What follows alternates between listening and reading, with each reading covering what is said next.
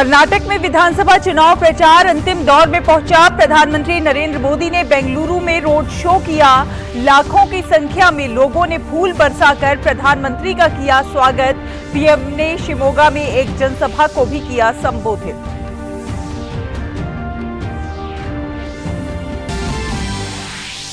कर्नाटक में सभी राजनीतिक दलों ने झोंकी पूरी ताकत। केंद्रीय गृह मंत्री अमित शाह समेत भाजपा के तमाम दिग्गज आज राज्य में कर रहे हैं चुनाव प्रचार। वहीं कांग्रेस की तरफ से राहुल और प्रियंका का धुआंधार प्रचार।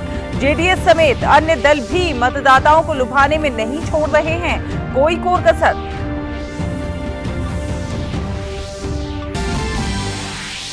मणिपुर में स्थिति अब धीरे धीरे हो रही है सामान्य। चुराचांदपुर में आज 3 घंटों के लिए कर्फ्यू में आंशिक रूप से दी गई ढील। राज्य में सुरक्षा की चाक चौबंद व्यवस्था।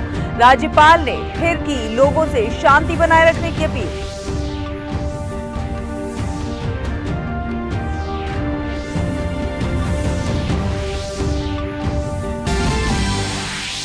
अंडर ग्रेजुएट मेडिकल पाठ्यक्रमों में प्रवेश के लिए आज मणिपुर को छोड़कर देश के 499 शहरों में राष्ट्रीय पात्रता प्रवेश परीक्षा नीट का आयोजन। देश के बाहर 14 शहरों में परीक्षा।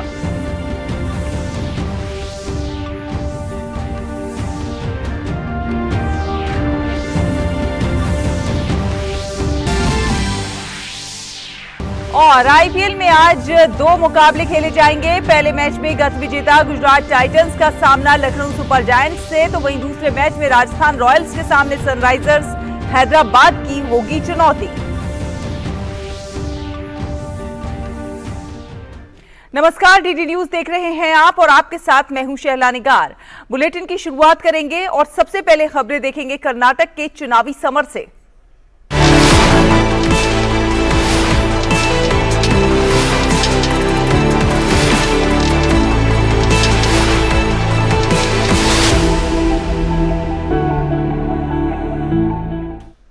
तो कर्नाटक में विधानसभा चुनाव के लिए प्रचार अभियान अंतिम दौर में पहुंच चुका है। राजनीतिक दलों के नेता लगातार रैलियां कर रहे हैं, रोड शो कर रहे हैं।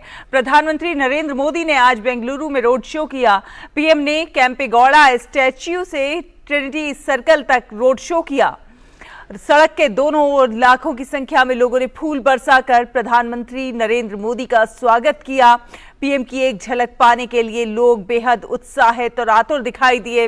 रोड शो के अलावा प्रधानमंत्री नरेंद्र मोदी आज राज्य में कई चुनावी जनसभाएं भी कर रहे हैं। पीएम मोदी आज शाम को श्रीकांतेश्वर मंदिर में पूजा अर्चना भी करेंगे। और केंद्रीय गृह मंत्री अमित शाह ने आगामी कर्नाटक के विधानसभा चुनाव के लिए आज बेलगावी में रोड शो किया। रोड शो में सड़क के दोनों ओर जनता ने अपने प्रिय नेता का अभिवादन किया और भारी संख्या में रोड शो में लोगों की भीड़ देखी गई।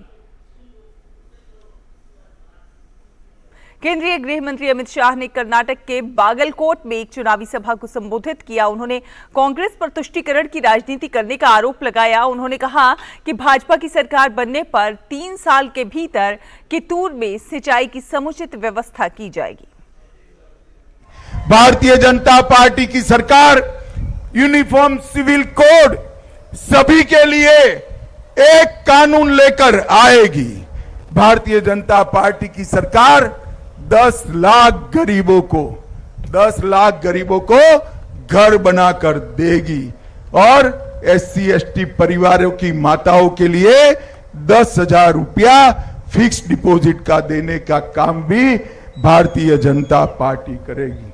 और मित्रों, मैं आज यहां वादा करते जाता हूं कि अगर भारतीय जनता पार्टी की सरकार आप बनाने ही वालों हो, उसके बाद कित्तूर कर्नाटक के हर खेत में सिंचाई का पानी पहुंचाने का काम भारतीय जनता पार्टी 3 साल के अंदर समाप्त कर इस पूरे क्षेत्र में इरिगेशन की व्यवस्था करी।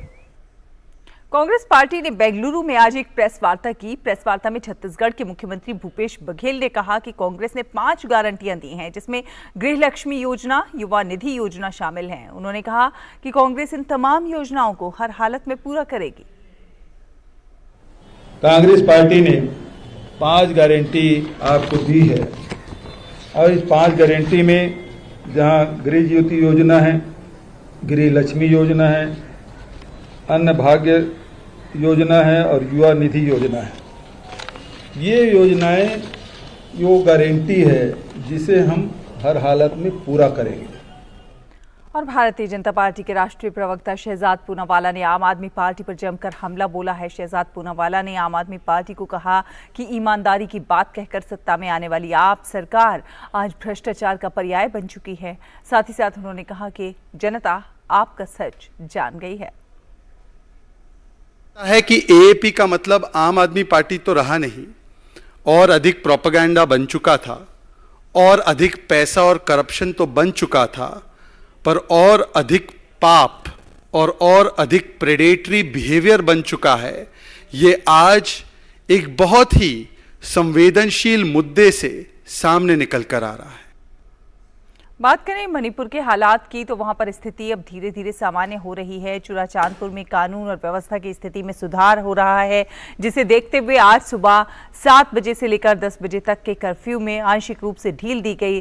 वहीं शनिवार को इम्फाल घाटी में जनजीवन सामान्य नजर आया और ज्यादातर बाजार और दुकानें खुली रहीं। सड़कों पर वाहन भी दौड़ते हुए दिखाई दिए। वहीं राज्यपाल ने फिर से लोगों से शांति बनाए रखने की अपील की है। जंतर मंतर के पास पहलवानों के धरने स्थल पर सुरक्षा के कड़े बंदोबस्त किए गए हैं। दिल्ली के जंतर मंतर पर देश के पहलवानों को धरना देते हुए 15 दिन हो चुके हैं। आज भी पहलवानों ने अपना धरना प्रदर्शन जारी रखा है। उनका कहना है कि जब तक न्याय नहीं मिल जाता है वो इसी तरह से धरने पर बैठे रहेंगे। सरकार ने किसी भी अप्रिय घटना से निपटने के लिए प्रदर्शन स्थल पर पुलिस कंट्रोल रूम की भी स्थापना की है, जहां पुलिस कर्मी कैमरों से हर पल की स्थिति पर नजर बनाए हुए हैं। उत्तर प्रदेश के जालौन में एक बड़ा सड़क हादसा हुआ है। एक बस पलटने से 15 लोगों की मौत हो गई और कई लोग घायल हो गए। पुलिस ने मौके पर पहुंचकर घायलों को अस्पताल में भर्ती कराया। पुलिस के अनुसार बस बारातियों को लेकर जा रही थी, जो एक अज्ञात वाहन से टकराने के बाद पलट गई। पंजाब में गिरफ्तार की गई महिला पत्रकार को पंजाब हरियाणा हाईकोर्ट ने अंतरिम जमानत दे दी है। भावना किशोर के वकील चेतन मित्तल ने कहा कि ये गिरफ्तारी पूरी तरह से गैर कानूनी है। इस मामले में सोमवार को रेगुलर बेल पर सुनवाई होगी। चेतन मित्तल ने कहा कि मामला दुर्भावनापूर्ण इरादे से दर्ज किया गया है। टाइम्स नाउ के एक सीनियर कॉरेस्पॉन्डेंट भावना किशोर, वो उसके खिलाफ और उनके ड्राइवर और एक कैमरामैन के खिलाफ लुधियाना पुलिस ने रजिस्टर की थी। रात को उन्होंने उनको अरेस्ट भी कर दिया। साथ ही साथ आज बड़ी मुश्किल के साथ हमें उसकी एफआईआर की कॉपी मिली। एफआईआर पढ़ने से हमें बिल्कुल कंफर्म हो गया कि ये पूरे मेलाफाइड इंटेंशन के साथ पर्चा दर्ज कराया गया है। और आज जब उनको जुडिशियल रिमांड में भेजा गया लुधियाना कोर्ट में, उस स्टेज पे हमने कोर्ट से रिक्वेस्ट करके एफआईआर की कॉपी की। ना तो उन्होंने अपलोड कर रखी थी कहीं पर, ना कॉपी दी उसको अक्यूज, जो मैंडेटरी रिक्वायरमेंट है। और उत्तराखंड के मुख्यमंत्री पुष्कर सिंह धामी ने राज्य में G20 शिखर सम्मेलन के आयोजन के लिए mega marathon thank you Modi ji कार्यक्रम में भाग लिया। पुष्कर सिंह धामी ने कहा कि यह हमारे लिए गर्व की बात है कि भारत को G20 की अध्यक्षता मिली है। हमारे लिए गौरव की बात है कि ऐसे समय में जब पूरी दुनिया आज कोरोना महामारी के बाद पूरी तरह से अव्यवस्थित हो गई और इस अव्यवस्था के दौर में भारत को G20 की अध्यक्षता हमारे देश के यशस्वी प्रधानमंत्री मोदी जी के नेतृत्व में हमको मिली है, यानी कि भारतवासी को मिली है। हर एक भारतवासी के लिए बहुत गर्व की बात है। और केंद्रीय वित्त मंत्री निर्मला सीतारमण ने कहा है कि आज दुनिया की कई विकसित अर्थव्यवस्थाएं मंदी का सामना करने की कगार पर हैं, जबकि भारत में मंदी आने की संभावना शून्य है। बेंगलुरु में redefining global order the Indian way theme पर आयोजित कार्यक्रम को संबोधित करते हुए वित्त मंत्री ने कहा कि भारत में मंदी की संभावना शून्य है, लेकिन हम आत्मसंतुष्ट होकर नहीं बैठ सकते हैं, क्योंकि हमने 2047 तक एक विकसित और उन्नत अर्थव्यवस्था बनाने का लक्ष्य रखा है। So many developed countries today are on the verge of facing recession, whereas India, even by I think it was Bloomberg or one such a group, the chance of any country entering a recession now for India is zero.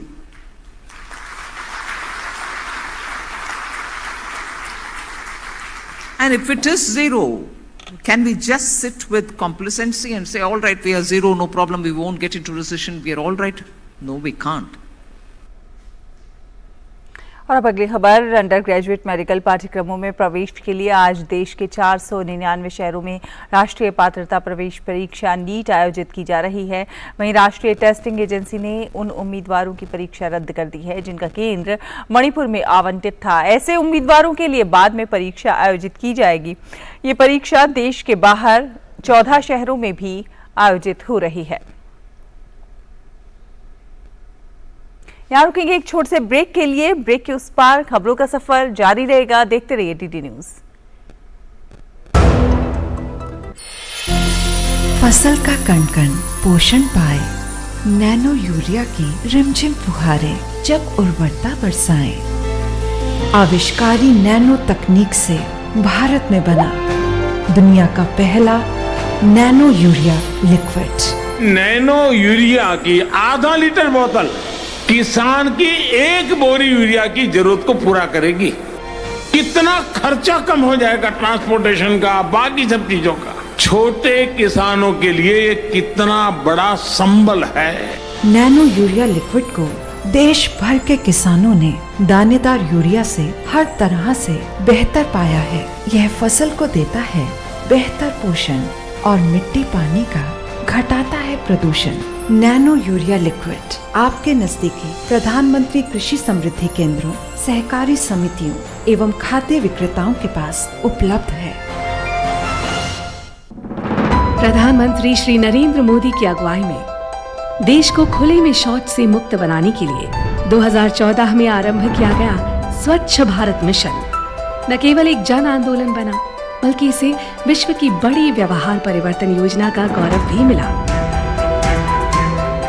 स्वच्छ Bharat mission ग्रामीण की अपार सफलता के बाद जरूरत थी इस परिवर्तन को स्थायी बनाने की, और इस लक्ष्य को हासिल करने के लिए स्वच्छ भारत मिशन के दूसरे चरण यानी कि ODF+ की शुरुआत की गई।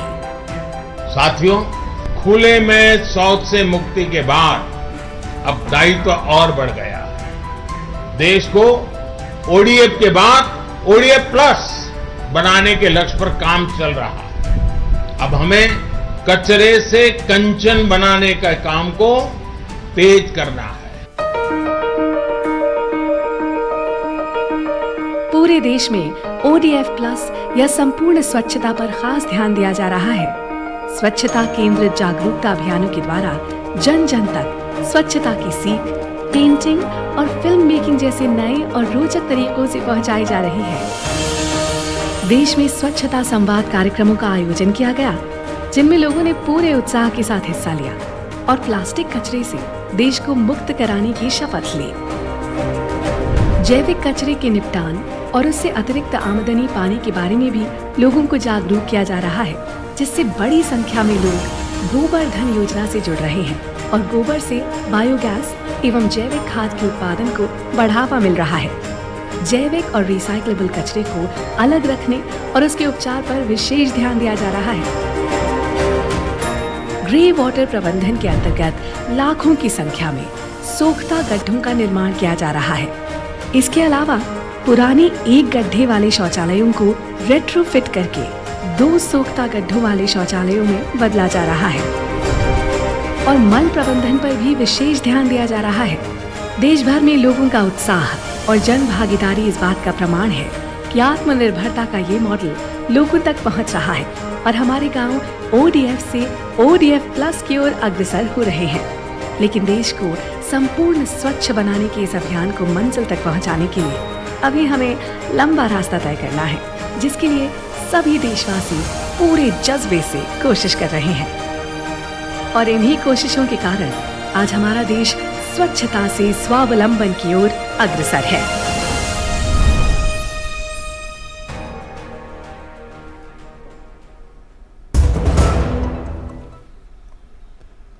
ब्रेक के बाद स्वागत है आपका। आप देख रहे हैं डीडी न्यूज। करेंगे कुछ अन्य खबरों का।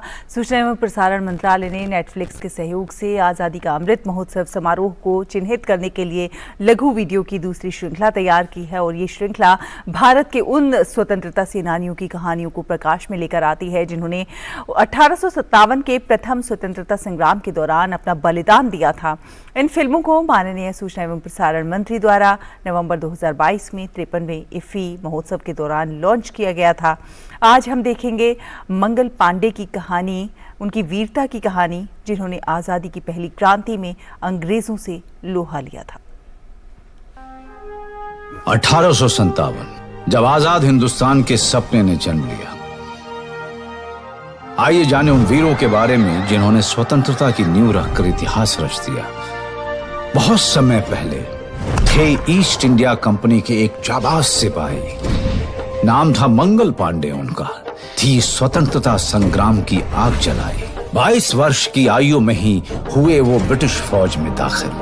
देख स्वार्थी अंग्रेजों को ठाना आजादी करनी है हासिल। दुख भर गया था हृदय में और मन में था गुस्सा। हिल गया ब्रिटिश राज जब हुआ ये महान किस्सा। जानवरों की चर्बी से निर्मित आई एक नई कारतूस सैनिकों की धार्मिक भावनाओं को पहुंची ठेस। देख अंग्रेजों की ये करतूत। विद्रोह का बिगुल बजा दिया मंगल ने, कारतूस को किया इनकार। हाजिर हुए देश की सेवा में और लगाई क्रांति की ललकार। क्रोधित हुए अंग्रेजी अफसर, दिया मंगल की वर्दी और हथियार छीनने का आदेश। उन्हें मौत के घाट उतार दिया मंगल ने और दिया हर भारतीय को ये संदेश, जागो उठो, हे भारत माता ने पुकारा। देख ऐसा जुनून, राजा रजवाड़े सैनिक मजदूर सब में भड़क उठा अंगारा। भयभीत ब्रिटिश सरकार ने चलाया मंगल पर मुकदमा कठोर। मिली सजा फांसी की, लेकिन अब हर जगह मच गया क्रांति का शोर। प्राण त्यागे मातृभूमि के लिए, एक अकेले थे वो हजारों अंग्रेजों पर भारी। मंगल पांडे के साहस की मिसाल से हमेशा जलती रहेगी देशभक्ति की चिंगारी। आशा है कि देशभक्ति से भरपूर ये कहानियां सभी भारतीयों के मन में जोश और उत्साह भर देंगी। आजादी की अमृत कहानियां, सूचना एवं प्रसारण मंत्रालय और नेटफ्लिक्स द्वारा प्रस्तुत।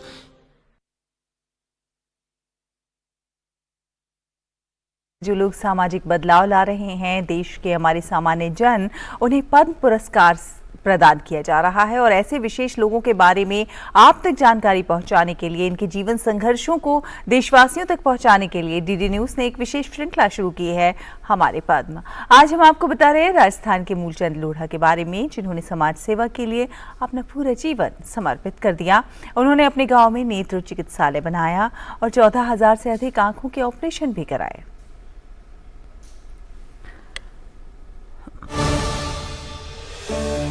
चिकित्सा के क्षेत्र में आज भारत कई ऊंचाइयों को छू रहा है। शहरों में आपको एक से बढ़कर एक बड़े हाई टेक्निक से लेस हॉस्पिटल्स मिल जाएंगे जहां पर आप जा सकते हैं। लेकिन अगर हम बात करें ग्रामीण इलाकों की, वहां भी चिकित्सा सुविधाएं आज बहुत बेहतर हो रही हैं। आंगनबाड़ी की बात करें या फिर प्राइमरी हेल्थ केयर सेंटर्स की बात करें, आज हमारे डॉक्टर्स जाकर रूरल एरियाज में भी कमाल का काम कर रहे हैं। लेकिन अगर हम आपको 3 या 4 दशक पीछे ले जाएं तो शायद ये सुविधाएं उतनी बेहतर नहीं थी। यहाँ पर हम बात करना चाहेंगे एक ऐसे सामाजिक कार्यकर्ता की जिसने 4 दशक पहले शुरुआत की अपने समर्पण की, और डूंगरपुर के आदिवासी बहुल इलाकों में, वहाँ के गाँव में इन्हें भाई साहब के नाम से जाना जाता है, क्योंकि इन्होंने अपना पूरा जीवन समर्पित कर दिया आदिवासी बच्चों को बेहतर शिक्षा देने में, उन्हें बेहतर सुविधाएं प्राप्त देने में।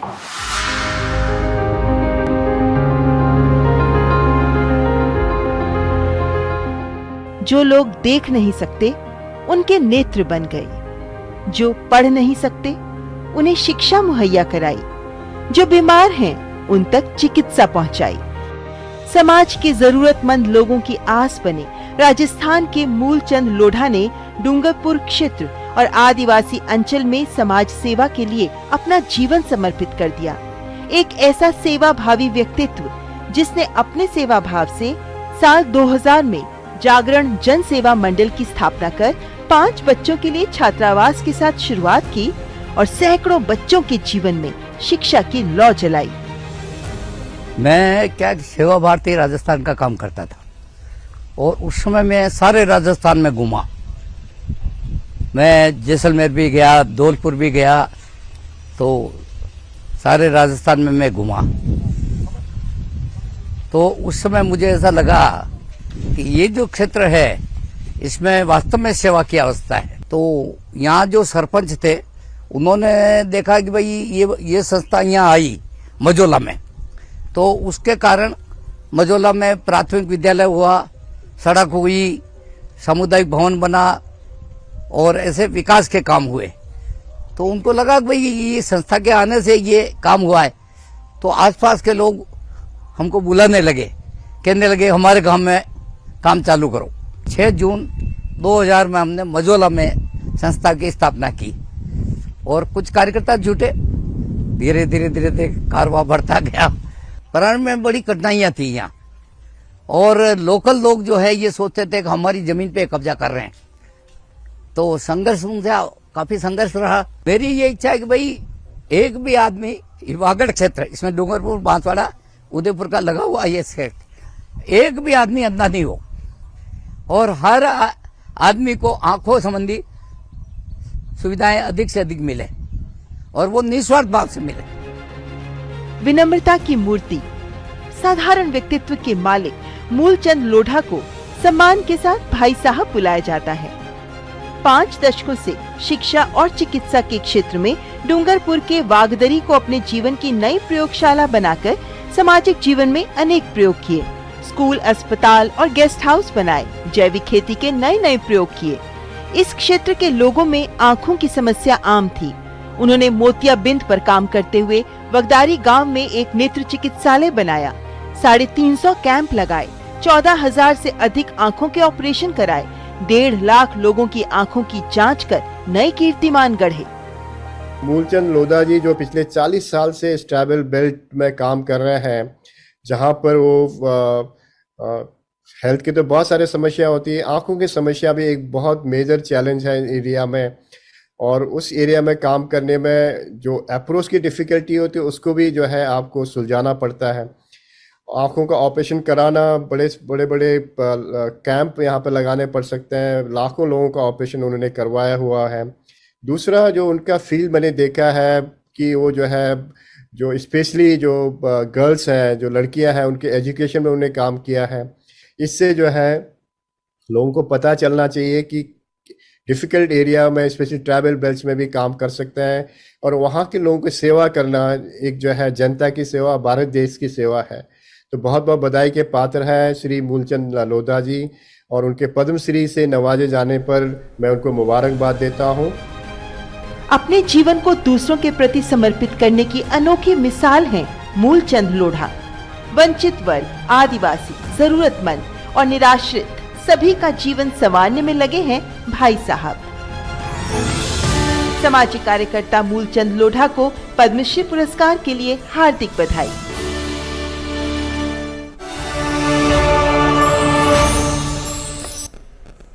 अब बात करेंगे खेलों की। आईपीएल में आज 2 मुकाबले खेले जाएंगे। दिन के पहले मैच में गत विजेता गुजरात टाइटंस का सामना होगा लखनऊ सुपर जायंट्स से। इस सीजन में दूसरी बार दोनों टीमें एक दूसरे के खिलाफ मैदान पर उतरेंगी। पहली भिड़ंत में गुजरात ने लखनऊ को 7 रनों से हराया था। गुजरात टाइटंस के लिए इस सीजन में अभी तक सब कुछ सही घटा है। टीम 10 मैचों में 7 जीत के साथ अंक तालिका में शीर्ष पर काबिज है। आखिरी मुकाबले में हार्दिक पांड्या की सेना ने राजस्थान रॉयल्स को 9 विकेट से हराया था। दूसरी ओर कप्तान केएल राहुल के बाहर होने के बाद लखनऊ की टीम कमजोर नजर आ रही है। सीएसके के खिलाफ टीम का आखिरी मैच बारिश के चलते धुल गया था। हालांकि टीम के बल्लेबाजों का प्रदर्शन सीएसके के खिलाफ भी निराशाजनक रहा था।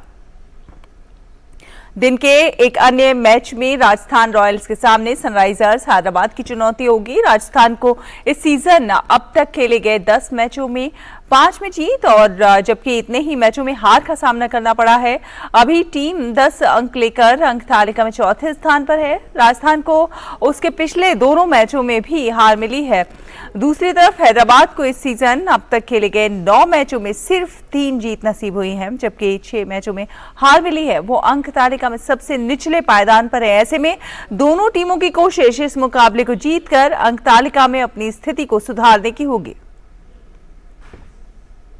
दुनिया भर में आज वर्ल्ड एथलेटिक्स डे मनाया जा रहा है और इस मौके पर देश भर में खेलों से जुड़े आयोजन देखने को मिले। ऐसा ही एक आयोजन दिल्ली से सटे नोएडा सेक्टर 21 में हुआ। जलवायु विहार में आयोजित इस खेल आयोजन में हर उम्र के लोगों की भागीदारी देखने को मिली। कार्यक्रम में बच्चे शामिल हों या फिर बड़े, सबने विभिन्न खेल स्पर्धाओं में हिस्सा लिया। विश्व एथलेटिक्स दिवस मनाने का उद्देश्य युवाओं को खेलों के प्रति जागरूक कर उनकी भागीदारी को बढ़ाना और फिटनेस की अहमियत को समझना है। विश्व एथलेटिक्स दिवस 2023 का लक्ष्य अधिक से अधिक बच्चों और युवाओं को खेलों में शामिल करना और फिटनेस के प्रति उन्हें प्रोत्साहित करना है। तो इसी के साथ इस बुलेटिन में फिलहाल इतना ही, लेकिन डीडी न्यूज पर खबरों का ये सफर लगातार जारी है। देखते रहिए डीडी न्यूज। नमस्कार।